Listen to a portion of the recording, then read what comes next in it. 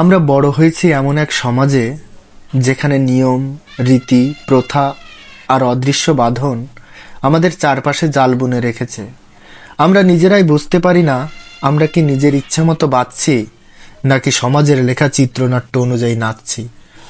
কখনো মনে হয় আমরা সবাই যেন কাঠের পুতুল, সুতোটা বেঁধে রেখেছে সমাজ নামের এক অদৃশ্য হাত। কে কি পরবে, কে কাকে বিয়ে করবে, কে কতটা হাসবে কিংবা কাঁদবে, সবকিছু নির্ধারণ করে দিয়েছে সমাজের তথাকথিত নিয়ম। কেউ যদি একটু আলাদা হতে চায়, অন্যরকমভাবে বাঁচতে চায়, তখনই শুরু হয় সমালোচনার ঝড়। মেয়েরা যদি স্বপ্ন দেখে, বলা হয় তুমি ঘরের চার দেয়ালের ভেতরে থেকো। ছেলেরা যদি ভেঙে পড়ে কাঁদে, বলা হয় তুমি তো পুরুষ, পুরুষ কাঁদে না। এই যে বাঁধন, এগুলো আমাদের স্বাধীনতা কেড়ে নিচ্ছে ধীরে ধীরে, অথচ আমরা চুপচাপ মেনে নিচ্ছি। কারণ সমাজকে না বলার সাহস খুব কম মানুষই রাখে।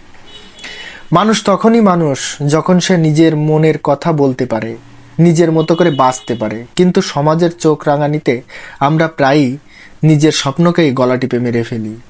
আমরা কি সারা জীবনে কাঠের পুতুল হয়ে কাটাবো, নাকি সুতো কেটে একবার হলেও নিজের মতো করে বাঁচার সাহস দেখাবো? রীতিনীতি, প্রথা, সমাজ ব্যবস্থা এসব মানুষ বানানোর জন্য, মানুষকে বন্দি করার জন্য নয়।